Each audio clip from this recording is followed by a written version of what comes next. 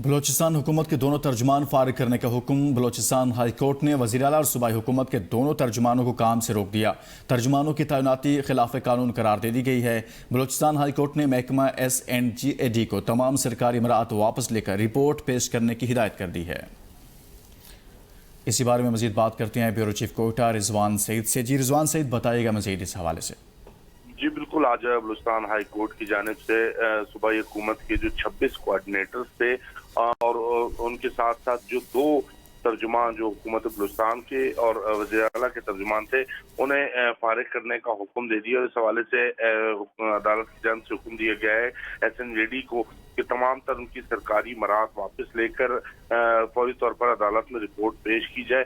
اس حوالے سے میں آپ کو بتاؤں کہ حکومت بلوچستان کی جانب سے 26 جو ہے وہ کوآرڈینیٹرز تعینات کیے گئے تھے، جبکہ 2 ترجمان، ایک صوبائی حکومت کا اور ایک وزیر اعلیٰ کا ترجمان جو ہے وہ تعینات کیا گیا تھا، جسے آج بلوچستان ہائی کورٹ نے جو ہے وہ آئین اور قانون کے خلاف قرار دیتے ہوئے فوری طور پر انہیں کام سے روک دیا ہے۔ چیف جسٹس نعیم اختر اخوان کی سربراہی میں ڈویژنل بینچ نے اس درخواست پر جو فیصلہ محفوظ تھا اس کا آج فیصلہ سنا دیا، اور تمام جو کوآرڈینیٹرز تھے انہیں فارغ اور جو 2 ترجمان تھے انہیں بھی ان کی جو ذمہ داریاں تھیں ان سے فارغ کرتے ہوئے SNGAD کو فوراً رپورٹ پیش کرنے کا حکم دیا۔ فوری رپورٹ پیش کرنے کا حکم دے دیا گیا ہے۔ بہت شکریہ رضوان۔